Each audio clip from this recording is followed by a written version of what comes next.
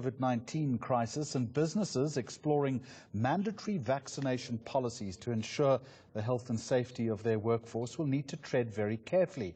Although employers have an obligation to ensure a safe workplace, employees also have a right to security and control over their own bodies, and all of that could end up in the Constitutional Court. That warning has been sounded by the well-known law firm Cliffdeck-Hofmeyr as South Africa looks towards a vaccine in early 2021. I'm joined now by the firm's Imraan Mahomed. Imraan, good afternoon to you and a very warm welcome. It would seem like a simple request from a company, but you're going to tell me, I imagine, that it's a little more complicated than we think. Good afternoon, Jeremy.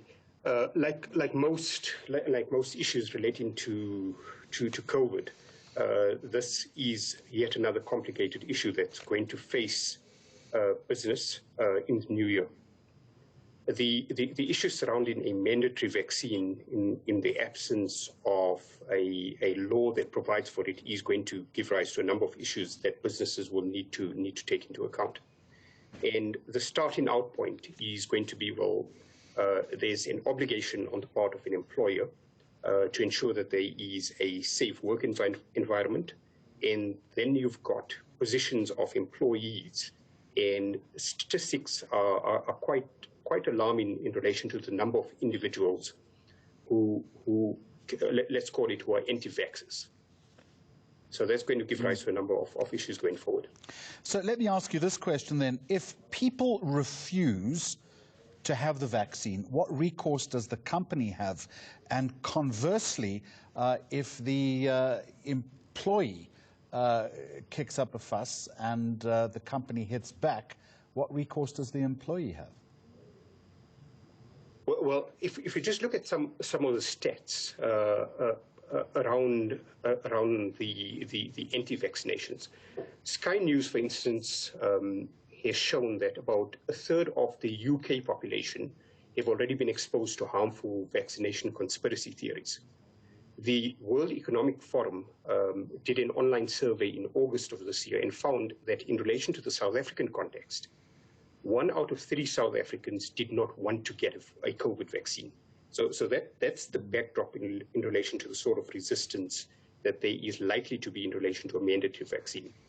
So to the question, what does an employer do in an instance where an employee says no to the vaccine? From my perspective, the employer will be within their rights because of the seriousness associated with COVID, and it already having been determined to be a biohazard in the workplace, to create restrictions in relation to further employment of an individual that refuses to take a vaccine. What would those restrictions entail? Well, we've got a very sophisticated system of law in South Africa.